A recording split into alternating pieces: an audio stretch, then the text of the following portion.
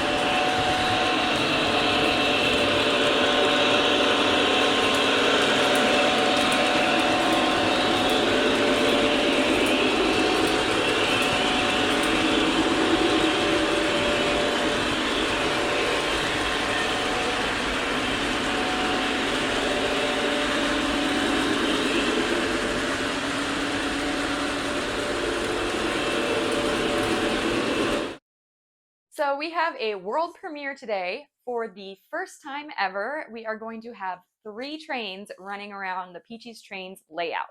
So let's get started.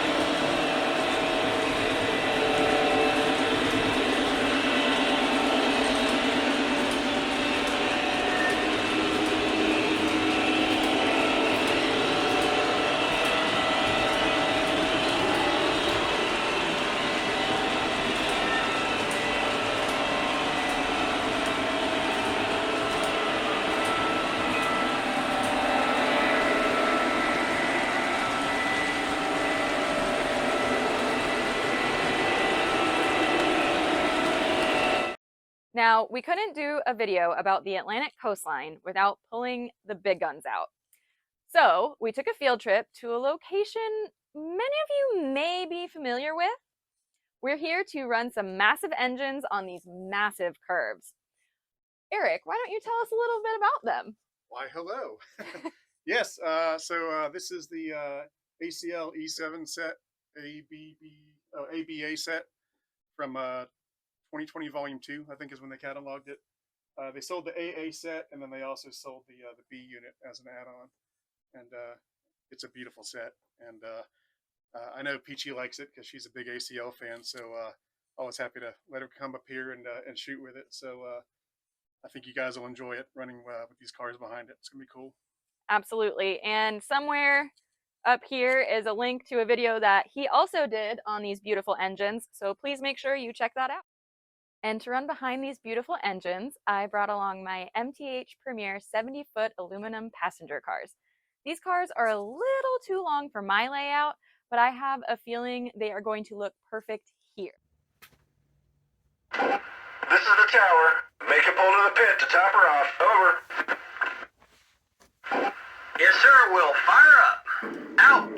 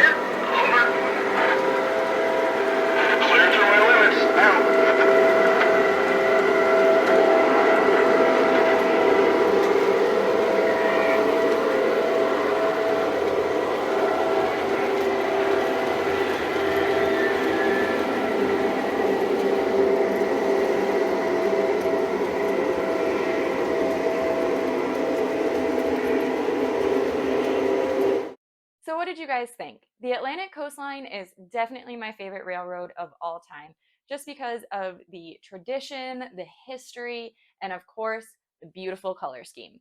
So, what's your favorite railroad? Do you have a theme for your layout, or do you just kind of run a little bit of everything? Let me know in the comments below. And of course, as always, thank you so much to my subscribers, everyone who likes and comments my videos. Thanks for stopping by today, and I'll see you next time on Peachy's Trains.